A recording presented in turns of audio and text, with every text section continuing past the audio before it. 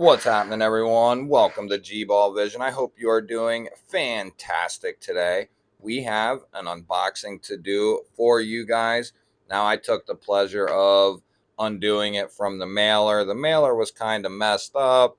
It had my name all over it, and I just didn't feel like dealing with all of that. So, we have a Pelican case. What's in this Pelican case, you might ask? We're about to find out. So, exactly what I thought that it was. This is the Bridgeport Knife Company 395 version 2, coming in 20 CV and natural micarta. Looks like stone-washed titanium hardware, clip, and backspacer. Now, I never had the version 1, which I heard was phenomenal. You get a microfiber cloth and your COA card.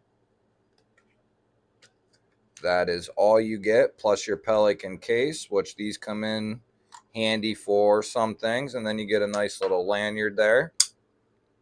So this isn't a huge knife, but it's also not that small either. It's something I can get a full purchase on here, even in the choked back position. And then there's a nice little 50-50 area here for some lighter duty tasks. Now, I don't know how hard because you could easily slide up onto that edge. So I don't know how hard you would want to be using it in that grip. But for fine detail type tasks, that would definitely be an okay grip.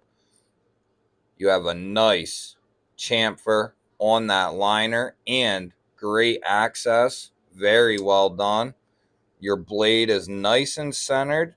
Nice tight tolerances in there. Lockup is looking good. About, I would say, 25%, which is perfect. Lots of room to break in. Another thing I'm noticing is a crown spine. That's a very nice touch. Very nice touch. You have dual thumb studs and a cutout for your deployment options. Now, I believe the carbon fiber handled versions, you just had a hole. So I'm kind of, when I initially was looking at these, I was looking at the carbon fiber, and then I was like, I might actually like the cutout and the studs together, because there's some days where I like thumb studs, other days where I like the hole, and you can use both for both deployments. So you can thumb flick off the stud, thumb flick off the hole, reverse flick off the hole, and reverse flick off the stud. Very well tuned. Great action. Probably needs broken in just a touch, or it needs a little bit of oil. I think Kubi is the OEM on these, but don't quote me. Definitely seems like a Kubi OEM. I think it is Kubi OEM, which Kubi does a phenomenal job on their OEM projects. Nice milled clip. Don't feel that in hand at all. Yeah. Hollow ground. Shallow hollow. Nice and thin. Let's check that. I'm interested now. We'll do an overview and review of this guy coming up. So 102 thousandths for your blade stock. And then we'll just pick a random spot here. Wow, guys. That's coming down around 8-9 thousandths behind the edge. And I wouldn't even say that was a good hold on there. So that is ultra, ultra thin. Love that blade shape. It's like a sheep's foot drop point crossover. It's more drop pointy, but it reminds you of a sheep's foot with that up sweep to the point there. I really like this thing. Let's get just a quick So total blade length, you're getting 3, 2 3/4 on your cutting edge, and then 6 7/8 for your total length. So it's not a big knife. It really isn't. Here's the relative up next to it. Here it is a pair of 3. So it's even smaller than a pair of 3. Not by much. Pair of 3 is going to have it in the handle, but blade, they're very close. And then we'll do just one more just because. There's the Pyrite W, the Pyrite Warncliffe. And the Pyrite Warncliffe is a little bigger than this guy also. Should we do one more? See if we can get one close. So there's the Landerer, the Urban Exclusive in M390. That's a little smaller. So it's right in between a Landerer and a Pyrite Warnie. So it's kind of in that sweet spot.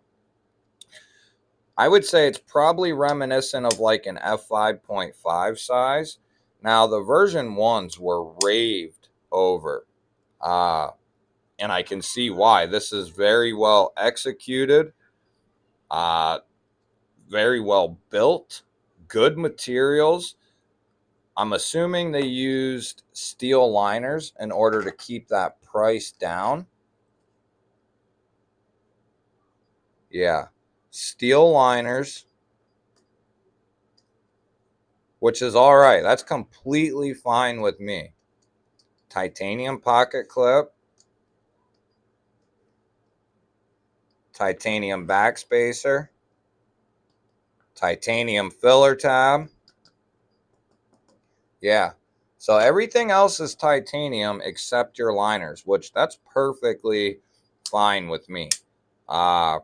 They keep the cost down. They're very strong, very durable. I'm 100% fine with steel liners. No issue with that whatsoever. You have a nice crown spine. That looks very, very good. It's nice and thin. Comes down nice and thin. Great ergos. It's going to be right and left hand friendly. Hard to beat that. So your lefty buddies or our lefty buddies will be good to go with this knife. Now, I'm not sure if there is any left in stock. The last that I knew, there was still 2 versions, this version and the Black Micarta, but that was a few days ago. So I don't know if they're still in stock, but for the money, 20 CV, titanium accents, natural micarta, I opted for this one over the black because I have tons of black and green. I don't have much natural, and I like natural if it's finished right and finished well. And I know Kubi does pretty good on their micarta, and I think this is very well done. Is it the best micarta on the market? No, but I think it's pretty good. It's a little fuzzy, little smooth. Give you a little texture there. Up close on the pivot. I like the solid pivot. Looks good. Tooled side on the clip side. Very minimal hardware. You got a body screw and then a filler tab screw. Body screw, clip screw, pivot screw. Very simple construction. We will be doing a full overview and review of this guy coming up in separate videos. Maybe we'll do a disassembly of this as well. You have good pockets in there for weight relief. Now it's just on the show side, it looks like. There's none on the clip side. Ooh, the balance is perfect. Right where you want it to be. Nice. Perfect. Well executed. It's not heavy at all. That is executed Great. So we went over the materials: 20 CV, machine satin, natural micarta, titanium hardware, steel liners. Action's good. Access to that liner with a chamfer, all great. Action's good. It comes down nice and thin. Kubi usually has never let me down on their edges. Let's see what this bad boy is hitting for. Now, this isn't the ultimate test, I know that, but it tells you how the factory edge is coming, and that is what I want to know. Is it coming sharp? Ooh, yes.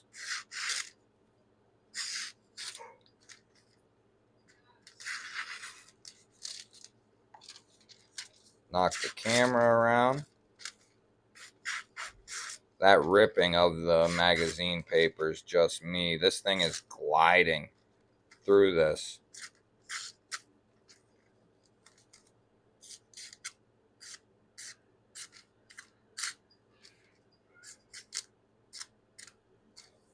Very well done.